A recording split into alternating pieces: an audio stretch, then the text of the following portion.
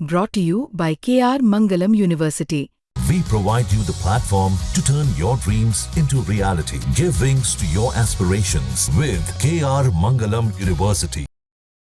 हरियाणा तक के साथ हैं जन नायक जनता पार्टी के राष्ट्रीय अध्यक्ष डॉक्टर अजय सिंह चौटाला। डॉक्टर साहब, कल आपने देखा बाडा के विधायक खुद ही अपनी सरकार के खिलाफ धरने पर। देखा तो अनेक उदाहरण देकर के आपको पहले भी बताया है।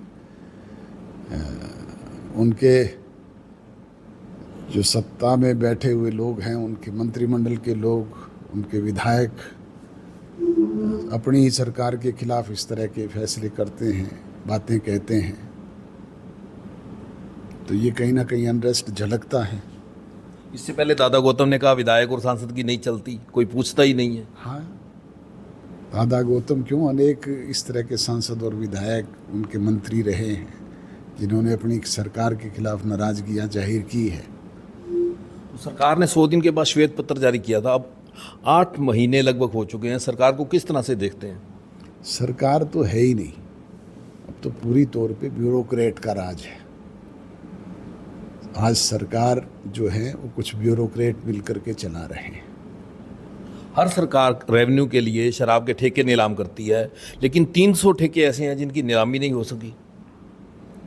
मैंने यही कहा ना, जब पॉलिटिकल आदमी का कंट्रोल ख़त्म हो जाए और ब्यूरोक्रेट राज चलाएं, तब इसी तरह के हालात पैदा होते हैं। जो दुष्यंत जी ने कहा कि 2 डीएसपी और 4 इंस्पेक्टर रैंक के आदमी भी शामिल हैं। जब सरकार को उसी तरह के लोग चलाते हैं तो फिर कंट्रोल फिर उन्हीं के हाथ में ही होता है। पिछले दिनों राहुल गांधी आए, उन्होंने बैठक ली, ऑब्जर्वर नियुक्त किए। कांग्रेस का संगठन बनने जा रहा है 11 साल के बाद। जब बन जाएगा तब की बात है, अभी तो सुन रहे हैं। भविष्य में क्या होगा ये तो भविष्य जाने। कांग्रेस पर आप क्या कहेंगे? 3 प्रदेश अध्यक्ष बदले, प्रभारी बदल गए, लेकिन संगठन नहीं बना, सीएलपी का लीडर नहीं बना। कहीं ना कहीं कमजोरी झलकती है पार्टी की। निश्चित तौर पे ये उनके नेतृत्व में की कमजोरी है कि वो ऐसे निर्णय नहीं कर पा रहे हैं। क्यों नहीं कर पा रहे हैं तो वो बता सकते हैं। लेकिन वो कह रहे हैं कि 15 अगस्त से पहले संगठन खड़ा हो जाएगा तो हम सरकार को घुटनों पे ला देंगे। ये चीज़ें तो हमें सुनते हुए कान पक गए हैं। मैं नहीं कह रहा, आपने भी अनेक बार अपने मीडिया के जरिए भी कही है, अनेक बार हमने बार बार अखबारों में, टीवी चैनल्स पे ये देखा है, परंतु कर तो नहीं पाए।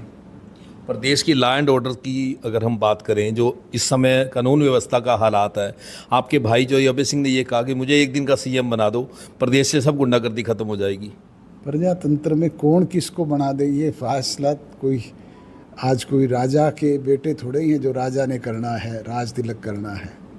प्रजातंत्र में तो ये फैसले जनता लेती है। लॉ एंड ऑर्डर की जो स्थिति है उस पर आप क्या कहना चाहेंगे? लॉ एंड ऑर्डर बुरा हालात हैं आज तो पूरी तौर पे प्रदेश में। रोजाना आप देखते हैं मर्डर हो रहे हैं, कानून व्यवस्था पूरी तौर पे ठप हो गई है। तो सैनी साहब का कंट्रोल नहीं है? नहीं है कंट्रोल, पूरी तौर पे ब्यूरोक्रेट चला रहे हैं। मैं बता रहा हूँ ना आपको। आपकी पार्टी का सदस्यता अभियान जारी है, लोगों को जोड़ने का अभियान जारी है, उस पर क्या कहेंगे?